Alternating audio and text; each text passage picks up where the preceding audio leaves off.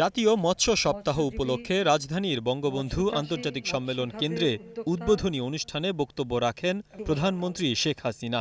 জাতীয় মৎস্য সপ্তাহ 2024 আয়োজিত এ সময় কোটা আন্দোলন ঘিরে ধ্বংসাত্মক কার্যক্রম আন্তর্জাতিক মহলে বাংলাদেশের ভাবমূর্তি ক্ষুণ্ণ করেছে বলে মন্তব্য করেন প্রধানমন্ত্রী।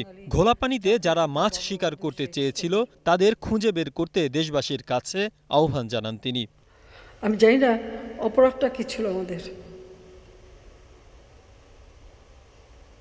যে ইস্যুটা নেই সেটা নেই আন্দোলনের নামে এই ধ্বংসাত্মক কার্যকলাপগুলি, দেশের অর্জনকে নষ্ট করা, আন্তর্জাতিকভাবে বাংলাদেশের ভাবমূর্তি নষ্ট করা,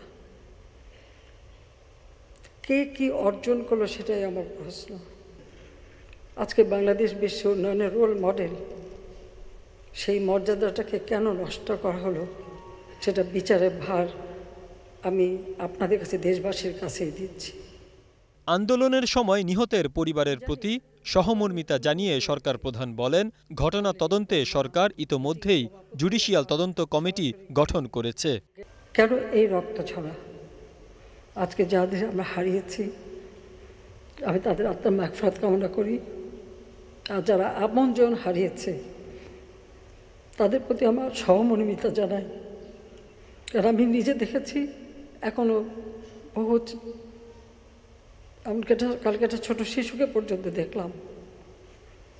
এটা অত্যন্ত কষ্টকর। কারণ দাবির অপেক্ষা আমি রাখিনি, আমি তার আগেই জুডিশিয়াল কমিটি করে দিয়ে, এবং আজকে আবার আমি নির্দেশ দিয়েছি, আমরা একজন জজ সাহেবকে দিয়ে করেছিলাম, সেখানে আমি বলেছি আরও দুজন জজ সাহেব দিয়ে, আরও দুজন লোকবল বৃদ্ধি করে দিয়ে এবং তার তদন্তের পরিধি বাড়ানো।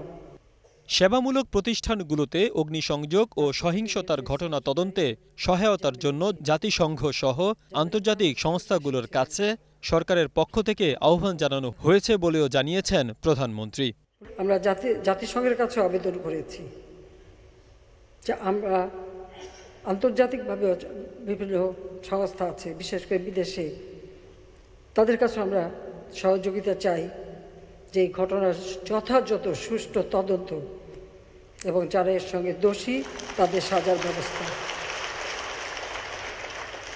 কারণ আমি জানি যেখানে আমার কোনো ঘাটতি ছিল না, যারা বসেছিল আমি বারবার আলোচনা, তাদের দাবি মানা সব থেকে, আর যার দাবি মানব কি, যেটা আমি করে দিয়েছি সেটাই তো, এটা তো আমারই করা। এর আগে মৎস্য খাতে উল্লেখযোগ্য অবদানের স্বীকৃতি হিসেবে 22 ব্যক্তি ও প্রতিষ্ঠানকে মৎস্য পদক তুলে দেন সরকার প্রধান। Syed Raihan, news time.